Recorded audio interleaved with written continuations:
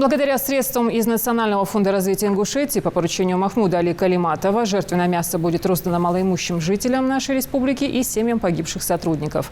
Представители Минсельхоза посетили ГУП Алханчурска, которая станет центром распределения барашков по всему Малгобекскому району. Позже сюда завезут поголовье от года до 1,5 лет еще из 4 соседних ГУПов. По инициативе главы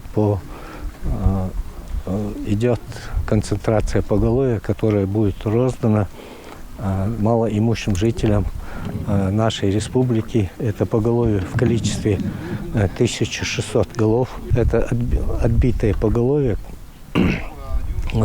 из общего стада.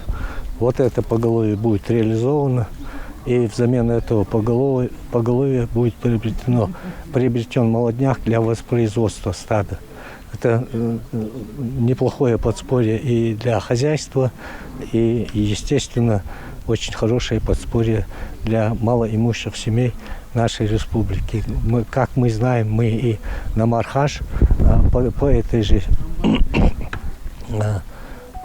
по поручению главы провели масштабную акцию, которая называлась «Мехксах». Вот.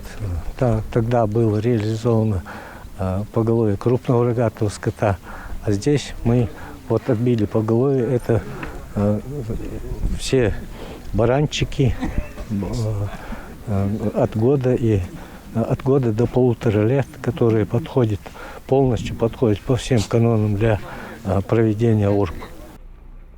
Согласно нормам ислама, жертвенное животное должно быть упитанным, здоровым и без изъянов. На месте также присутствуют представители ветеринарного управления Ингушетии, которые следят за клиническим состоянием овец.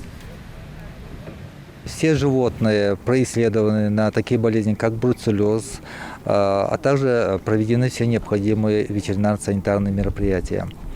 При завозе этих животных в нашей республике были проведены все мероприятия, то есть карантинные мероприятия, где были дополнительно они происследованы, а также проведены различные виды вакцинации, которые не были ранее проведены.